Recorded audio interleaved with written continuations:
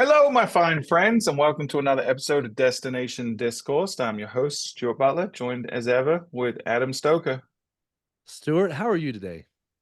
I am excellent, although I got to say this might be the most controversial discourse in the history of the show, because I don't know if you can see behind our illustrious guest's head, there is something that is very offensive to me, and I equally have something behind my head on this side that's equally offensive. So I want to introduce our guest, and then we can get into the discourse of the most important discourse, which is obviously around football/soccer. But welcome, Patrick Harrison from Tampa. How are you, buddy? I'm doing great, doing great. Good to be here. Good to see you both again. It's been a while. Yeah, Yeah, you too. so it has been a while. I know you guys have been through the ringer and you've been traveling a little bit too, but we're glad to have you on. And you are a special guest because you are the first member from the light side, from the DMO side, that's been on this show. So you're brave. You've always been a leader and a trailblazer in this industry, and So, that trend continues on Destination so this Discourse. could be the last episode of your show. Yeah, we'll Right. see. Good to know. Yeah, this Good this to know. experiment could be failed after today. Well, Who knows? we'll see what the audience thinks of those tennis jerseys behind both of you, and if that Goodness, come on. really, I don't know. Adam, We'll see how it seriously. goes. So So Patrick was telling me before we came on that he usually has his screen around the other way, but he just deliberately turned it around to show off his Leeds jersey, which is behind.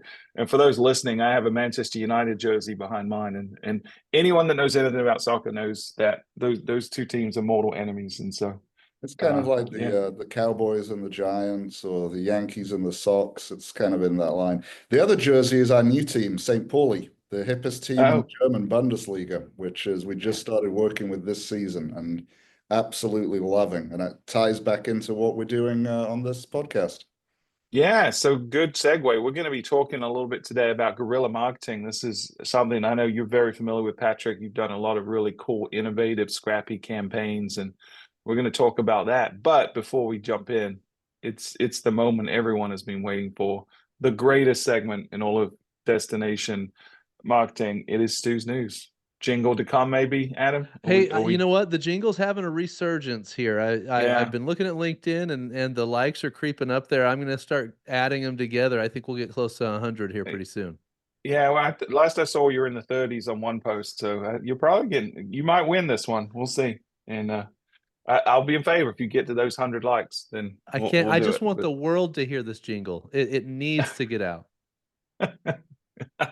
I think you're overselling it personally, kind of like I oversell this segment.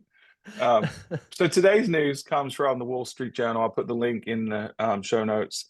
And it's an article from earlier this year, but it was a video that was put out by the city of Miami Beach that was saying we're going to break up with spring breakers. And it was very well done. I mean, the execution was excellent. It sort of played on the idea of when you break up with someone, you say it's not you, it's me. But they did the flip. They said it's not me, it's you. And really, this was a result of some of the antisocial behavior that happened last year or earlier this year during spring break. And they're not the first destination to really target spring breakers as someone they don't want to come, but this is probably one of the most aggressive campaigns I've seen. And to be clear, this came out of the city, not out of the DMO. And I've seen some quotes from the DMO that basically says, yeah, we had nothing to do with this, but we support what the city's trying to do. And so I know I'll throw it to you guys. Patrick, first, like, what do you think about this? Obviously, you're from Florida. You probably were a little more intimately knowledgeable about this when it came out. And what are your thoughts on this campaign? What's interesting, because we're probably the only place in Florida that's not a spring break destination. Tampa is more of the like hip urban downtown more than the beach area. But I've been in Florida for on and off the last 30 years. So, there's been peaks and valleys with how people see spring break. There's been this thing about people dying and falling off of apartments and hotels has been going on for as long as I can remember, when I first moved here in the 80s. But I think actually I thought the campaign was cleverly done. And one thing we're all about here is Visit Tampa Bay is metrics. So the first thing I did when you sent this clip through this morning was go pull the STR numbers for March and April this year versus last year and see what comparisons Miami had with the surrounding counties. And just got to tell you that the results seem to have been positive. Miami, if you look at Miami, Fort Lauderdale, and the Palm Beaches, of the three, Miami was the only one whose occupancy went up in both months and whose revenue per available room went up. So, you know, I guess it does fit in with them trying to get it more into that luxury type of marketplace. So, you know, I think it was ballsy, but, you know, I think it fit in with what they want to do. Yeah, and look at you pulling data into this show. That's amazing, because usually we just talk a lot of nonsense and pretend like we know what we're talking about. That's the only real number I'm going to give you all day. Any other number I tell you right now is a lie. So. We prefer opinion with no data to back it up. So that's really a curveball for the show. You want to get into anything politics confidently, then, Adam? Yeah. Yeah. Say anything confidently, people will believe that it's true. So I agree. I mean, we've seen that on the presidential trail over the last few months. So but yeah, Adam, what's your take on this this campaign from Miami? So I was really torn on it because I thought it was really well done. Like Patrick said, I thought the copywriting actually was really, really good in how it was worded and the messaging within it. I have a couple of issues that or maybe I should say questions that I think I would need answered before I could fully evaluate whether or not I like this or not. And number one, I don't like hearing that the DMO wasn't involved, because the DMO takes a holistic look at all the different audiences that come to the destination. And, you know, one of the things about being reactionary in a situation like that, if the city is trying to plug a hole in the dam, it's like that cartoon where you plug one hole and two more open up on the other side. I am pretty confident, and here's an opinion without data, Patrick, to stay with the theme of our show. I'm pretty confident that a lot of the people that come during spring break in their early years, even if it was unruly and they made bad decisions, it kind of lays the foundation for in their later years to return. And it is somewhat of a pipeline builder for the future visitation of the destination. So the question that I would ask is, what actions are we taking to plug the new hole of removing a segment of the pipeline that may someday show up as a family or a retiree or something like that later in life?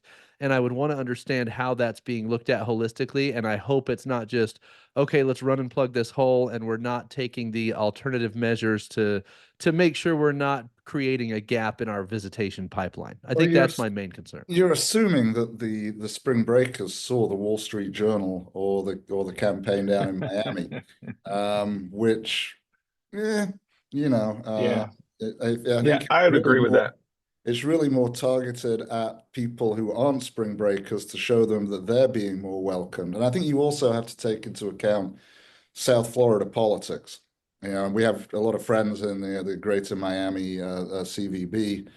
They are involved with so many different cities and municipalities and political figures down there, that's not the easiest place to wrangle, you know, the cattle at the best of times. And I think so long as this was done in, you know, I mean, I say they don't know, they heard. I mean, I don't know. We know what's going on in our town most of the time. But I think as long as it was still, you know, played in a positive way, I have no issue with it. I don't think it's going to destroy any pipeline at all. Yeah, I would agree. And I think Patrick hit on something I wanted to touch on, which is I think the audience for this is interesting, right? Because we've talked about on this show before, folks like Barcelona that sort of did the finger wag at certain types of traveler. Yeah. I think this was done in a really sort of cute way, right? It was kind of playful, kind of friendly, very much aimed at not offending people, but delivering a very clear message. But I agree with Patrick. If you look at the YouTube video has 400,000 views or something like that. Obviously, they've gotten a lot of earned media from the campaign, and that earned media primarily is going to hit folks that maybe traditionally have avoided Miami during spring break because of the antisocial behavior. And to Patrick's point, well, if the numbers are going to go up now, that means that families are probably traveling or couples are probably traveling. And so I think that's a much better pipeline to nurture than college kids that may or may not come back there later, or may say, hey, that was my youth, but I'm not going to travel there with my family or whoever it is. Well, you know? And the reality is for Florida, you know, that January through May is our sweet spot.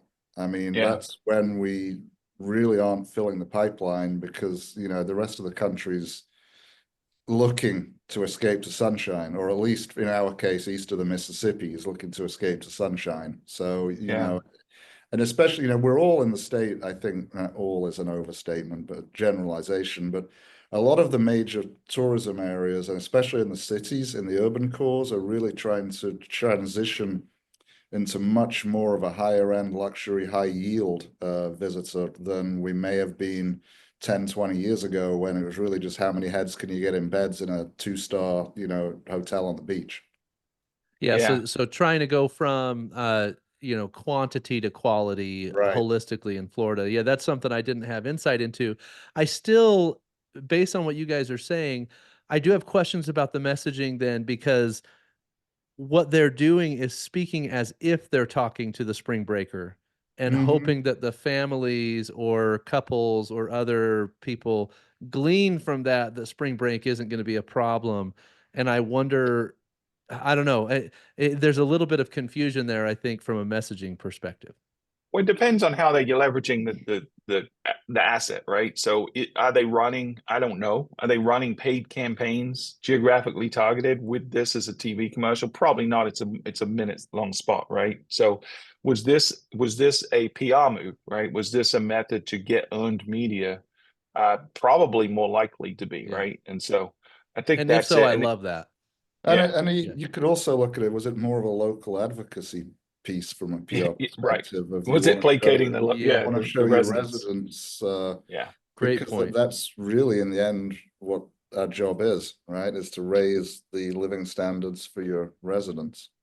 That's right. Improve the quality of life of your community. And so we talked about that on a couple of episodes ago with Amir Elon from Longwoods. So we agree. Well, I think this is a great example, though, of how, you know, you can tackle a problem head on in a positive way and have a positive outcome, you know, without, like Barcelona has done, finger wagging and others that can maybe alienate people. And they're going to continue to enforce stricter rules. And I would say, you know, from my experience, other destinations that have done this, Panama City Beach is another example.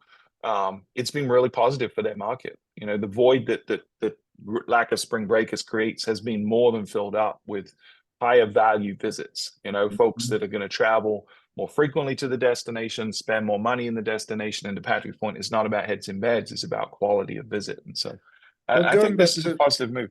So, if you look at March occupancy rates in the state of Florida, you're looking in the high 80s, right? There's not really a lot of room for growth, you know, so the only way you can get growth is in the yield of those people, right? So it makes complete sense. Yeah, agreed. All right. Well, good. Well, Stu's News lived up to its reputation as the greatest segment in all of destination marketing. But I love your modesty, Stuart. I know. I know. Well, let's make this the greatest episode of the show. So let's talk about guerrilla marketing. So when we talk about guerrilla marketing, Patrick, how do you encompass that, or how do you describe that to folks that are not familiar with that? Well, it's interesting, you know, that one of the first books I ever really actually enjoyed, because I don't read a lot of these self-help business books. I find them, you know, just circle jerks. But one of the first books I ever actually liked was in guerrilla marketing. And then I went back to Leeds to get my master's degree in the early 90s. My master's degree was in communications, but with an emphasis on propaganda, right? So my emphasis has always been on how you can shake things up, how you can influence people, how you can do things in a different way, which is how I therefore perceive guerrilla marketing. You know, here at Visit Tampa Bay, when I joined 10 years ago, you know, our budget compared to the other major Florida cities is a drop in the bucket. I mean, it still is. I mean, for every dollar I get, Orlando gets 3 or 4, St. Pete Clearwater gets 2 or 3. So, you know, we're playing with the big boys. So you've got to act big. You've got to act like the gorilla with a GORILLA at times, even though you don't have it. And that's I think where our skill set has been, and that's what I see as our guerrilla marketing.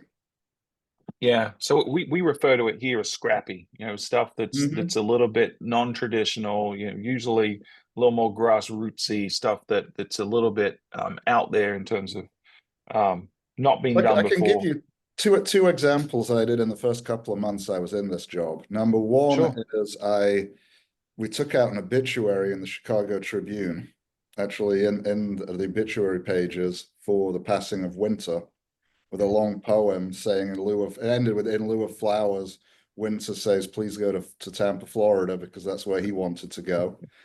And then I hired 20 actors, 30 actors, and we did street protests in Boston outside the train stations during commuter hours with big placards, people chanting, give spring a chance, down with winter, we want summer, and chanting, it just to try and create some noise in Yeah. marketplaces. So just talk through those campaigns a little bit and what you saw from a Well, result. I mean, obviously hard to can I measure the hear about results of an I want to hear obituary, about the planning and brainstorming for that, because I've got to imagine those meetings were hysterical as you were coming up with some of those. So Boston and Chicago are both big traditional marketplaces for us, and both of them had been flat for a couple of years, because we have a lot of competition. Any place that has sunshine is competition.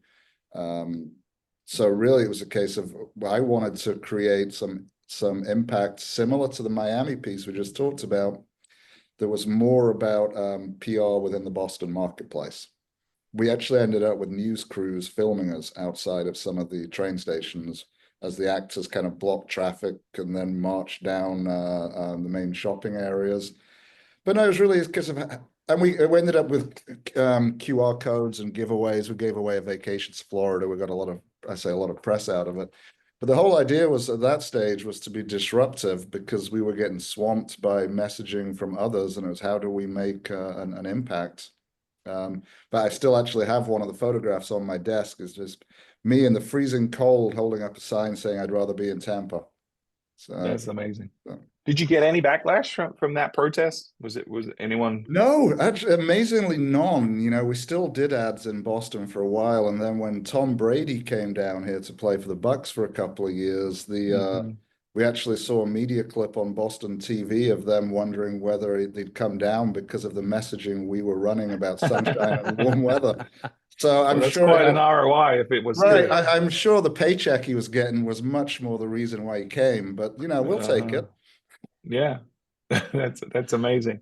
Now, how do you create like the environment within your organization to give the freedom for the team to come up with these kind of ideas and the permission to take these kind of risks?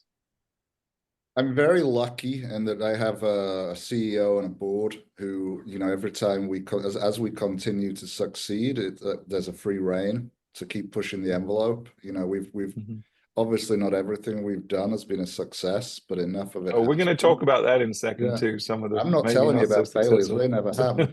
But there is that trust and that freedom, and I think and Stuart, you know this when you're working with a team, especially if they're younger staff members at a DMO in marketing or PR or whatever, salespeople. It's about giving them some mentorship, giving them some encouragement, giving them the freedom to come up with ideas, knowing that some of them are not going to work. Some of them are going to be small, but I look back to one of the things we did early on when I came here. We were known for franchise restaurants. I mean, this is where where Blooming Brands is from, Outback and all of those guys. But we really wanted to elevate the food scene. So we started taking, from a PR perspective, taking chefs on the road with us to do live demos in New York and in Chicago, do stuff with media up there. Then we decided to do our own cookbook with just independent restaurants where they all gave us the recipes, and we did this all in-house, but with a food stylist for photography. That then elevates in, you go a couple more years, and the Michelin Guide bangs on the door because they want to come and they see what the scene we're doing. Our second cookbook just came out. We've sold 10,000 copies of it within like 6 months, which is not bad considering you can only buy it online or in our store. But it's just like, so having that idea, now we have a food podcast. It's the culinary is elevated to such a level now that, puts us up there as at the top of the food chain, pardon the pun, in like Florida culinary. That 10 years ago we were, a blooming onion or, fajitas. Yeah. I actually want to ask a follow-up question to that, because Stuart asked the question about how do you create an environment where these types of ideas are okay. Most people with a marketing education were taught there's a very specific process that you go through, and very few of those processes are centered around grassroots ideation, right? It's like, let's create a creative campaign, let's distribute it through paid media. That's kind of the formula that we're given. And then the other question, like this will tie into the question that I'm asking you. The biggest complaint I hear when I talk to destinations is bandwidth, is we've got a small team and there's not enough bandwidth. And so when you're doing these grassroots types of campaigns, or the guerrilla campaigns, how do you get everyone on board with going outside their job description and doing something, maybe they're maybe they're protesters for a day that wasn't necessarily in the job description when they got hired. So how do you foster an environment where those types of ideas are okay, and shift kind of the indoctrinated thinking that happens in a lot of our early marketing education? Well, those were a lot of questions piled on top of each other, Adam. Let me try and pick them apart. I like to make it complicated. And the bits that I miss, remind me of. So I think a lot of it goes back to from let's talk about it's easy just to put your money into a paid marketing campaign, use your agency record, throw that out there. We do that too. I mean, we have a great agency we've worked with for years now in FKQ advertising down here, do a great job, but we only have so many dollars. And as I've already said, Miami and Orlando and these others around us can outspend us so much. So you've got to find alternate avenues to do it. So you need to find innovative or scrappy or guerrilla or, ways of reaching out to folks. I think from an internal perspective, you build a team over time, right, that understands that they don't have a job responsibility. They have an overall responsibility, and we bring them in intentionally, bringing in different mindsets, different genders, different age groups, different everything, so that they can all provide different opinions within an open environment. I don't need 10 people agreeing with me. I need 10 people telling me how to, either that idea is stupid or this will make it better, or for them to be able to leave their ego at the door. So if they come up with an idea, we can say, yeah, but that's great, but what if? And it's always that, but what if, and how can we improve, and what can we build upon something? And I think that type of thing, you get to a critical mass, and then everybody kind of jumps on board. And, there are some that are stragglers, and, over time, some of those, graduate to other positions in other companies. We have a conscious uncoupling, shall we say, right? Well, he is a marketer. I can tell you studied propaganda. Well, you see, I don't have my background. I started as a journalist, then I went into public relations. That then fell because you're in Florida, obviously into tourism, PR, and activations and marketing, and then into this role overseeing, several agencies that we work with, plus our internal teams. So I think I would say I don't necessarily come from a traditional background. It's not like I did advertising where it's like talk about the campaigns. To me, the getting the right message and finding avenues to deliver that message to the right people is like the ultimate kick, right? We don't get the Sunday scaries here. We look forward to what's coming up on a Monday because we actually know that we can impact something, or we have, things that, even if they're tiny little throwaway ideas, like, we have our own beer now, or we have our own coffee, because Tampa has a long history of both brewing and coffee. So now we have our own brands out there that we sell and use as promotional pieces. It's really kind of brand extensions and elevating that.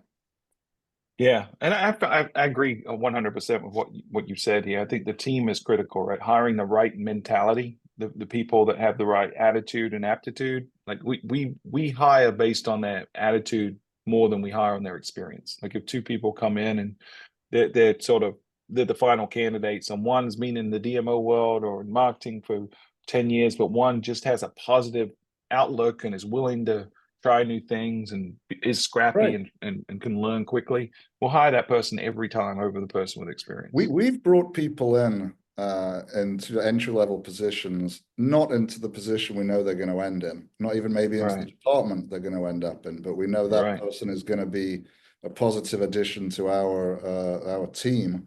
So let's get them in, and as things change and move or other roles open up, because you know that you have natural movement in this business.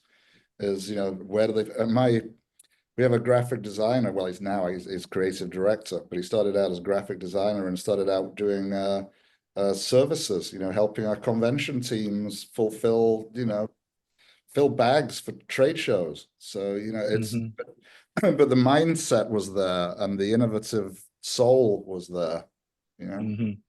Yeah, and if you can create that culture, if you can have a team that you know can align behind a vision or an objective, a North Star, but is willing to disagree agreeably and willing to fight for what they believe in, but also get behind something that wasn't their idea. I think that's when the magic happens. And I think in my experience, the short time I've been in this industry, that the DMOs that are doing innovative, new, creative, successful things, they all have that mindset, right? It's not you're going to hire someone that's the media manager and all they do is focus on paid media, and someone else that's just focused on this. You sort of give them a purview, right? We call them the conductors of certain aspects of what we do, but we give them the freedom to intertwine and work with each other, you know. And I think especially that mentality is important when you have a small team. You know, I think if you try to pigeonhole someone into a specific role when you're a 1 or 2 or 3 person marketing team, it's almost impossible to be innovative and scrappy.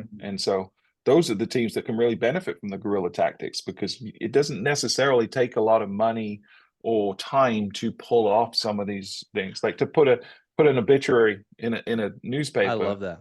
You know, it doesn't take a lot of resources, right? Yeah, one of our PR guys who used to work for one of the newspapers here was, I guess, a frustrated poet. So he loved writing that piece. I mean, I think and we won an award for it, and he got to go up and collect that award. And so, you know, to give somebody that affirmation that they can actually do something they love doing and be rewarded for it. I mean, how cool is that? Yeah. Are there any campaigns that you've seen other DMOs do that you're jealous of? You're like, man, I wish I'd thought of that, or wish we'd been able to do that first. Yes. You know, and sometimes not for a reason that I would steal. You know, you know, I judge a few of the awards in our industry, and so I see a lot of what other people are doing. And a lot is variations on a theme. You know, it kills me. You know, my team will tell you all the time, I'm tearing print ads out of magazines. If it's a picture of an empty beach or an empty swimming pool or an empty restaurant or the roof of a hotel showing the HVAC system, I'm like, this person needs to be fired. This is just wrong. This is, you know, because it could be any beach, because it could be any hotel, it could be any pool. And obviously there's food poisoning in the hotel if the restaurant's empty. So it's, but some of the stuff that's fun, I remember a couple of years ago, and I'll give a shout out to Seattle, you know, known for their rain and everything. And they ran a whole campaign where they were activating a rain booth.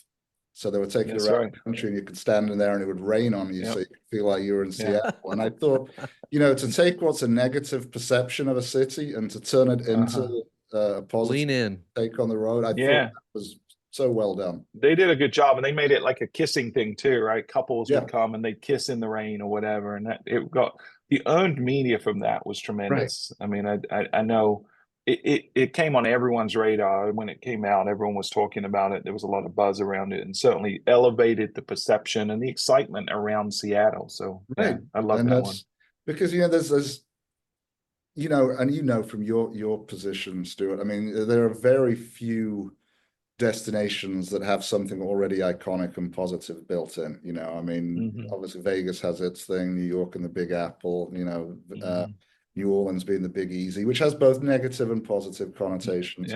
But a lot of us don't have that. You know, you can't sit around and say we're the one thing, right? But so that one thing happens to be negative, lean in. Why not? I mean, obviously they also have coffee and grunge, and apparently now they're claiming to be the home of literature, but the rain I could definitely believe in. Yeah, that one's a little stretch, but I'm open-minded, and I'd like to hear that argument for that. You know, it's funny. So let's go back to something you were talking about earlier, the culinary scene, and you know, you guys have done a tremendous job getting recognized as a culinary destination for sure, and certainly stand out in the Florida market, which is crowded. But it seems to me like every destination that I've talked to, culinary is a pillar, right? They understand, people have come to understand that food drives tourism, and it drives high value tourism, right? The type of yielded tourism you were talking about earlier. So how do you continue to innovate and stand out in that cluttered environment, as everyone's now claiming to be, including Myrtle Beach, claiming to be a culinary destination? Well, you're right. I mean, everybody has understood that is, after people book their hotel and their flights or whatever, that's the first thing they do is look at where they're going to eat. You know, eating is, and that's at any level, whether it's group of sandwiches on a beach or, you know, white tablecloth fine dining, you know, depending on your audience. What's been truly inspiring from our perspective has been the buy-in from the chefs and the independent restaurant groups here, because I think they understand that they had a very big role to play in supporting this. You know, as I say, they were coming out on the road with us. They continue to innovate. They continue to host during the year hundreds of media and site visit folks that are coming in to look at conventions. But they're always pushing that envelope, because the downside for the existing ones is that now we have Michelin stars and now we're getting recognized as all the chefs from New York and Chicago and other areas are coming down here and opening up establishments too. Not all can succeed. So you've got to, there's not enough mass. I mean, I say that we had 27 million visitors last year, so there's plenty of tables being reserved. But it does mean that they have to maintain a certain level and keep pushing it. We actually work with, and I mentioned we have a food podcast that we brought in to promote our latest cookbook, Tampa's Table 2, which is available on Shopify at visittampabay.com. The idea being that if we brought in a host who works for one of the restaurant groups who used to be a food taster, so he knew their business better than we do, so he could get into the nitty-gritty, so he could get into the interest, so he could actually get them to tell stories, and like we're doing here, is to elevate what their industry does and where they can go. And so far, it just keeps on elevating. You know, we just keep getting more and more folks coming to town. The Tampa Bay Times just released a list of top 25 restaurants in this area, which is not just Tampa, it's our whole DMA.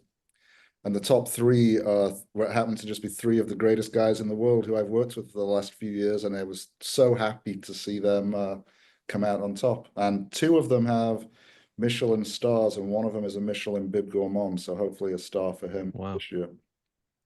Yeah. So I think you're touching on something that a lot of destinations understand, but some don't, right? Which is we as destination marketing organizations, or some people call it management, which I hate. I think you guys call it stewardship, right? We call it leadership. We're a DLO, destination. Okay, so you've evolved since last we talked. So a DLO. So regardless of our role, you know, one of our purviews is marketing and promotion, whether that's, you know, paid or earned or whatever.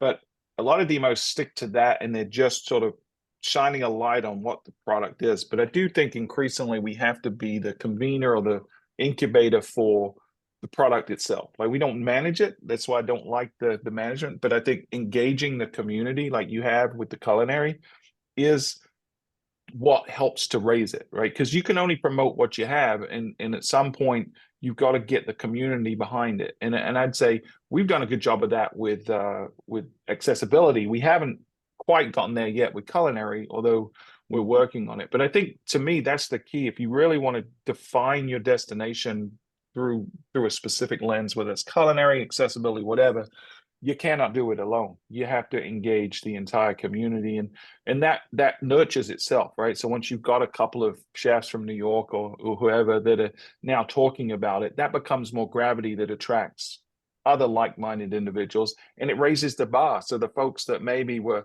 settling at a certain level are now going to reach a little bit higher and try to outdo each other, and you sort of breed internal competition. So was that deliberate strategy for you guys, or 100% definitely? First of all, kudos on your accessible efforts, because we're doing the same, and it's a very valuable marketplace, and it very much deserves the effort we're all giving to it. So, you know, let's for sure on that. Yeah, so you go back to control, right? We don't control anything. This is the only business in the world where I don't control the prices of anything. I can't tell a hotel what to charge. I can't tell a restaurant what to charge. I can't make the airfares, the airlines give discounts. So price is completely out of my control. And in Florida, we used to be, I think, seen as a more of a value destination, right? It was a spring break. It was a cheap family holiday. It is not anymore. Since COVID, Florida is not a value destination anywhere, especially when you get down, Central and South Florida. It's pricey. So you really have to elevate the offerings. And that does go back to a very long-term plan we have had here forever. Our CEO talks about it's intentional, consistent, and ongoing. Those are his 3 words that he uses, because we have 900 partners. They're the ones we need to engage with on a daily, weekly, monthly basis.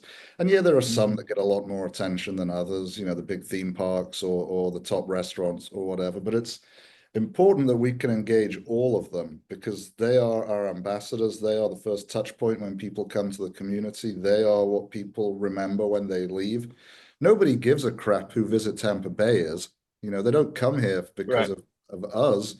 So it really is using is the wrong word. It really is engaging with all of those community stakeholders so that they understand what it is we're all trying to achieve, that they can understand if we bring a high yield visitor, that means that the Performing Arts Center can hire bigger and more expensive bands. It means the art museums can bring in, more exclusive traveling shows. It means, our parks can be taken care of better. It means our Riverwalk is more beautified. So it really is, it sounds like I'm going to start singing Kumbaya here, but it really is, it has to be a whole community. And we've been super lucky. I've said this from the start, before I worked here, I worked for an advertising and PR firm, and we represented a lot of other destinations or museums or airports, and it's very rare to find a community, especially one of this size. With a city, especially one of this size, that understands that we're all pulling in the same direction, and there is, the common good that we should all be working towards. And then that's probably why that we still get funded as well as we do, why we're still getting as many partners as we do, that we keep being asked to oversee other elements. We now oversee the advertising for the economic development folks. We do campaigns for anti-human trafficking, which is hugely important for our industry. Obviously, they don't have our logo on. We do work with the Protocol Office, the Friends of the Riverwalk, the Film Commission, the Sports Commission. We sublet office space to ESPN because we host bowl games here. So I think and those things have all built up over time, because it goes back to what you were saying before, Stuart. Boy, I sound like I'm on a soapbox here. It goes back to what you're saying. It's got to go beyond paid advertising and earned media. It's what can a leadership organization be? And we're so far off guerrilla marketing right now, but that's fine. That's okay. We Patrick, meander on this. Yeah, no, I actually like that you kind of brought us back a little bit here, because I think it's really important that we help the destinations that might be participating in this discussion by listening. I want them to understand, okay, if I want to do more of this type of marketing, how do I do it? And so how do you get your team to think of these unique ideas? And I thought maybe we'd give an example. Patrick, you have a beer, right, in your destination. Stuart and his team have launched a beer in their destination. And so if you guys were going to do some sort of guerrilla campaign around maybe a dueling beer taste test or something beers, like that. We're not the only 2 destinations either, so we should just have a destination beer festival. You don't have to do paid advertising for that, but you can come up with a pretty impressive grassroots campaign or guerrilla campaign that should get a lot of mileage. So how would you go about that? Well, let me tell you why we did our beer. And I don't know why Stuart did his, but I'll tell you why we did ours. Years ago, everybody did ale trails and craft beer trails. And I think there's got to be about 100 destinations now do them. We did it from a different perspective of, we're on the road a lot. We're hosting events in different towns and different cities or even different countries. So we work with one of our breweries. In effect, they they relabel one of their beers that is actually available in the UK and Germany and in other places among the country. So if we host events wherever it is, we can switch out the beer taps and it's got our beer's name on it. So we're pouring our beer at our event in whatever town it may be. And then we actually use them as giveaway items for, conventions and stuff that come in. So it's really more, now we're using it as a brand extension. It goes back to, we're going to get off to the topic already here, but it goes back to the idea of 5 senses, right? So we have our own, Tampa is home of the Cuban sandwich. We have our own food. We have our own beer. We have our own coffee. We now have our own signature scent that is pumped into this office and into our visitor center. And when we have big trade show booths or activations, we pump our scent into that just as a hotel would do. We sell that scent in the store. How would you describe that? Is it like a Dracar Noir or tell me? Oh no, it's a little classier than that, Adam. Gee, I hadn't heard that name in years until it popped up on SNL the other week. The whole idea was to try and bring in some of the citrus elements of Florida, plus some of the coffee, plus some of the rum we're known for from like Prohibition. So it's very much of a warm, oceany, citrusy southern scent. We call it Tampa Bay Sunrise. How did you develop that? Like, what was the process? Did you go find a scent company to? We did. Again, we work with a lot of our hotels, and there's a couple of companies work, especially with the higher end hotels. Tampa Bay, the Tampa Edition, which was our first 5-star, always smells so good. And I'd said to their general manager, I said, "Who made this smell for you? Where do you get this from?" And we started working through, and would be just like making a perfume. It was working through different elements of the scent, which ones fit, bringing in our entire office to give their feedback and which things they thought best fit into, our brand. You got to look, our brand's a little different from most Florida destinations. We're not beach. We go back to like pirates and I think that's where a lot of our guerrilla stuff comes from too, is the pirates and the invading and the taking and the thing. So it's on brand. Like something we could all get on board with. Yeah, that's really neat. I hadn't heard any other destination. I've seen them do other stuff like paint colors and like things like that. But we have nail I've polish colors. We have all that kind of stuff, But when your colors are yellow and blue, that's not the best nail polish colors.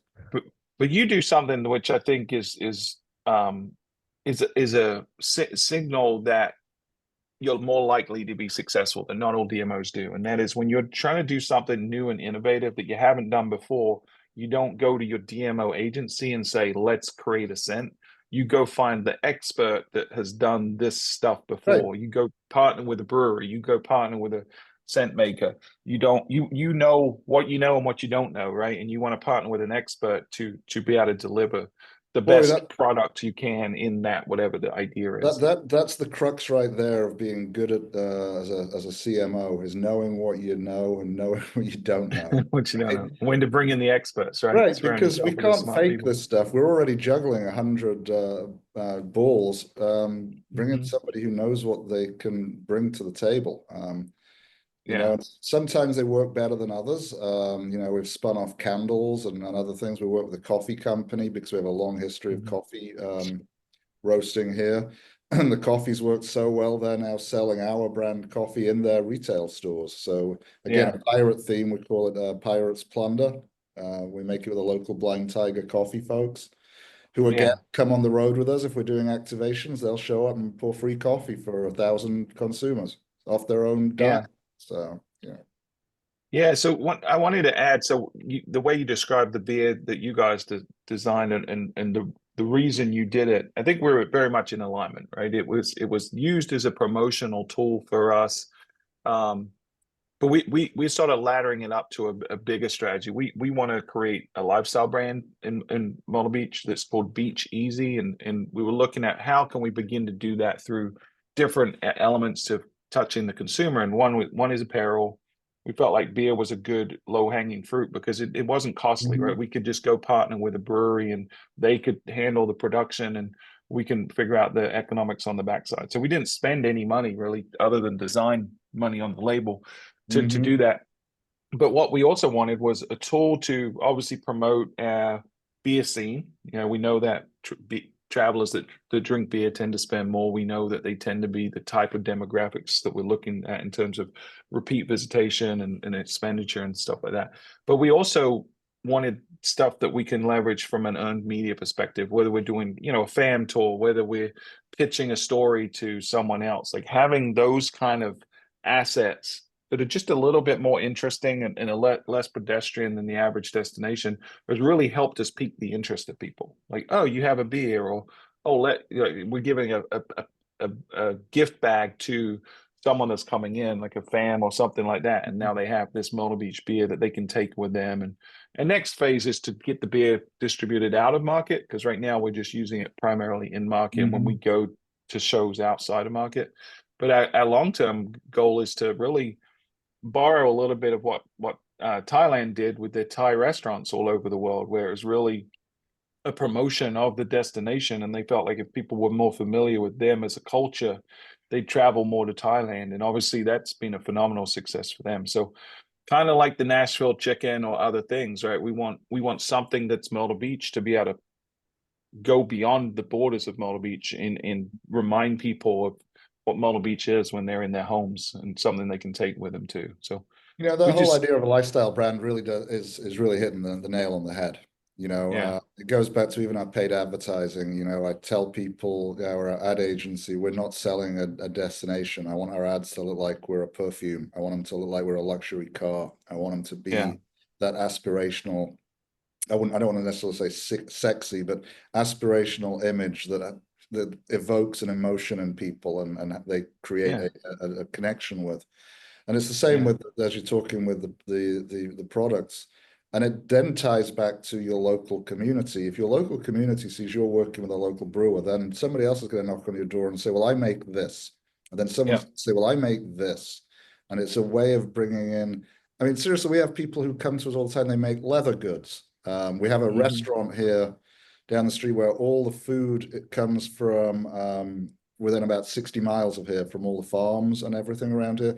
So it's then working with those farmers and bringing them in and doing stuff with those. It's about really trying to create a person, the destination to be embodied by something, right?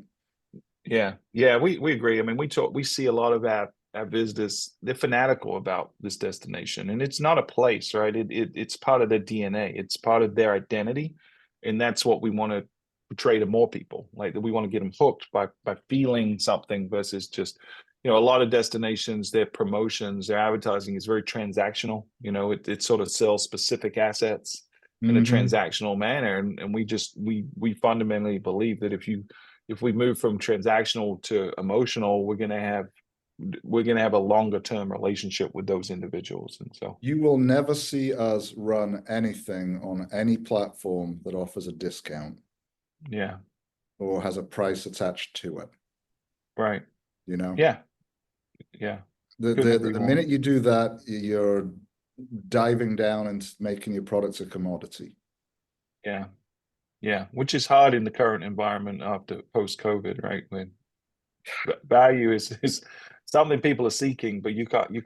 But value isn't price, right? Yeah. Value is in the eye of the beholder, and it doesn't have to be a 2-for-1 on sandwiches or anything. Right. It's got to be, you know, they've got to see that what they're getting in return, which is one of the reasons we brought in a Riverwalk attractions pass. We have a bunch of small attractions on the Riverwalk here, and a couple of large ones too.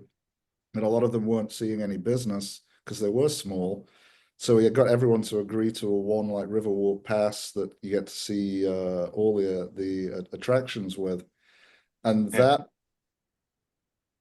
we use as a value added when we've got groups coming in or families coming in. It's something that we can give them and reward them with that looks, or, you know, that it looks like $100 value, feels like $100 value, is costs us $20. But we never lead with the price. We lead with the package.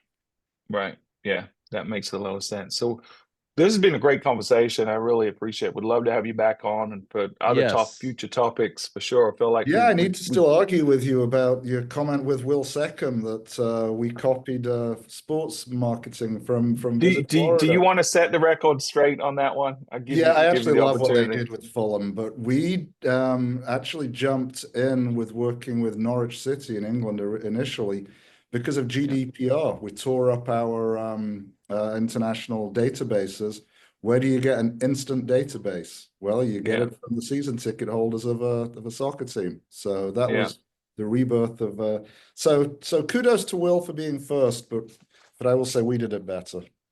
I love That's Will. I amazing. love Will. If he sees this now, he's gonna give me shit for that. He's gonna love it. Wow, that's amazing. He's going to have to Shots come back fired. on and rebut. So, final thoughts for you, Patrick. If you're talking to the destinations out there that are listening or watching this and want to give them advice about how to approach guerrilla marketing, like if they haven't considered that, if they're a little more traditional in their approach and they're eager to get into something that's a little more out there, a little more risky in terms of they haven't done it before, but low lift maybe. How would you encourage them to get started thinking I that way? would start small. You know, you Yeah. don't have to have some like groundbreaking piece overnight. Start small. Look at something that's authentic to your community. You know, whatever it may be, whether it's food, beer, whether it's beach, whatever it is. Look into different ways you can take that to one of your target markets. I mean, another silly thing we did was instead of a snow globe, we did an inflatable globe where we had people laying out and sunbathing outside of an auto show in Detroit in January. It cost me $4,000, you know, but Yeah. it's just a way of elevating that whole appearance you have. So whatever's authentic to you and whatever your target audience is, find a simple way to just think a little bit differently and encourage Yeah. ideas from your team. Encourage ideas. Yeah. There are bad ideas. That whole idea, that whole phrase that there's no such thing as a bad idea is BS. There are terrible ideas. I come up with terrible ideas every day, but I think, you know, it's always a starting point. A bad idea can lead to a good idea. Yeah, you have to Yeah. wade through the bad ideas to get to the good ideas, right? Yeah. And sometimes you bridge together two bad ideas and it makes a good idea. You know? Yeah, exactly. So, yeah, So it's worth the exercise. And I would say, you know, I mean, you've got to have a hierarchy within your organization that has some level of trust and say to them, look, we're going to try this. We're going to try something small. It may not work, but we're just going to try and find other ways, especially because guerrilla marketing and earned media and so on, it can really extend your paid budgets. I mean, if you're like us, we probably get 10x on earned media than we do on what we can afford to pay. So, and if you're limited on your paid media budget, then you've got to find other avenues to stretch what it is you're trying to say.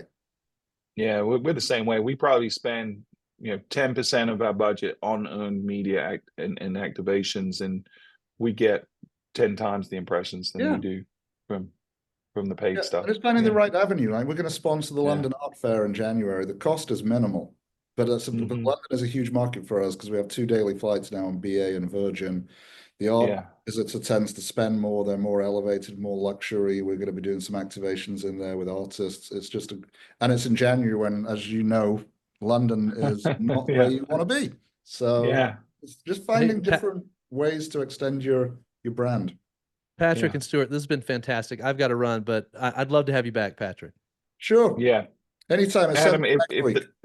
Adam, if they want to find you, where can they find you? Yeah, catch me on LinkedIn or adam@relicagency.com. Thanks, everybody. Great. And thanks, Adam. And Patrick, if they want to find you, where can they do that? Oh, LinkedIn, Facebook, Blue Sky is my latest. I joined that this weekend to see how that one goes. Or P. Harrison at visittampa.bay.com. And if it's hate mail, it'll go straight to junk. So Patrick, we appreciate you being on. You're welcome back anytime. Just let us know. And this was fun, Stuart. We could have talked all morning. Great. Well, everyone listening, we appreciate you. Please hit subscribe or leave a review. That helps people to find this show. And if you need to reach me, you can do it on LinkedIn or Stuart.Butler at Visit Myrtle Beach. And until next time, this has been Destination Discourse.